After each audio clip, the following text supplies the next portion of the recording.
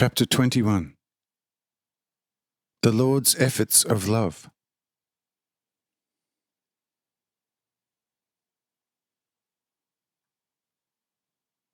When the Lord heard this from Satana, he became excited and said, "What worldly nonsense are you talking about? What evil foolishness escapes your horribly deceitful mouth?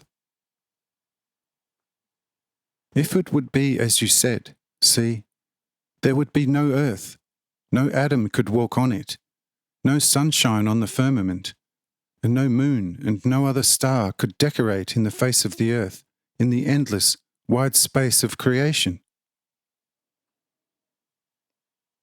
But since you only revert to malicious accusations, and thus lies with every word, there is in fact an earth, an Adam on it, and the endless space of creation is full of my divine honour, love, mercy, and grace. You speak as if you had no heart, and say that through Adam I have taken your heart from you, and that you want it back now. Tell me, the Creator, whether or not you are alive. You say, "Lord, I live."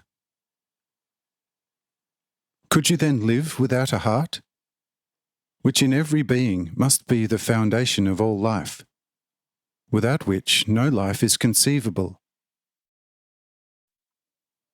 Could you breathe, think, feel, and talk without the foundation of life in you? You say, "No, O Lord." Well, since this is undoubtedly true, how does this fit the accusation, according to which I should have robbed you of your heart? Behold, you are now again standing before me in silence, and do not know anything to say that is truth. But I tell you that you were always a liar, and did not want to speak the truth, although it has never been withheld from you. Have you not been called first to change your nature in Adam's body, which I formed? But you did not want to, completely freely out of yourself, do what would have been sanctimonious for you, but instead aspired to become a woman. Soon I let you be free and formed you from the body of Adam, one flesh with him, while I breathed a new living soul into Adam, and thus created him according to my image spiritually. In Eve you were supposed to be transformed and to defeat your self-perverted nature of death and judgment. But you scorned this my institution of mercy, made yourself independent, and found it better, as a deceitful snake, which is without sexual difference and carries in it its poisonous procreative zeal, to enrapture your former flesh, then allure the by me newly awakened Eve, and through her to deceive Adam.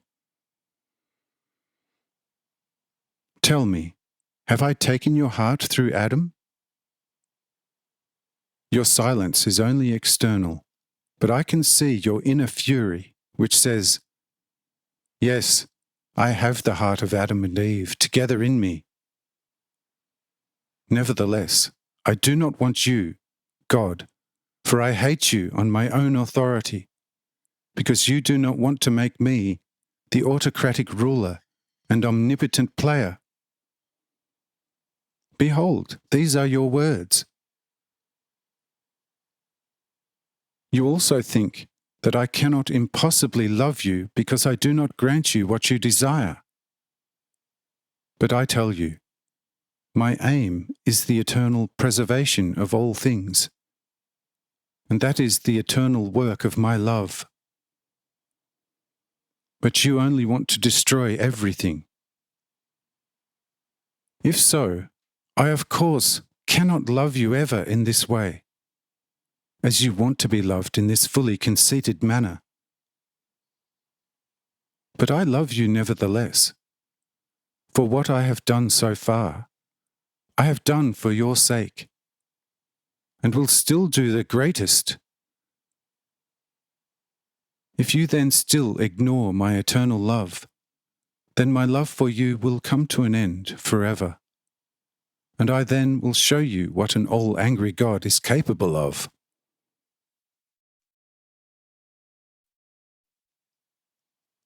Fire is my base element. All things have been created through the power of my fire. And in this same fire you shall be cast, and make it work for you, if you are able to. If I let the flesh of man die, if his spirit should enter into life, then this is a quite small death. But you will find in my fire an endlessly large one, and it then will show how much of you is not killed in my fire. What does the perishing of the flesh mean? Nothing but a release of the spirit, thus a resurrection from death to a true, most perfect life.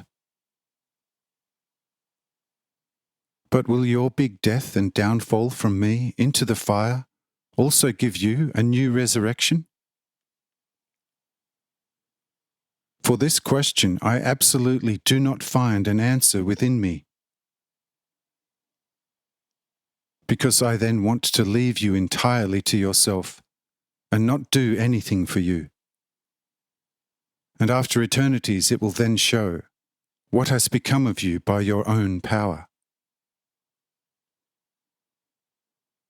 But even the death of the flesh and its pain is not my, but your work.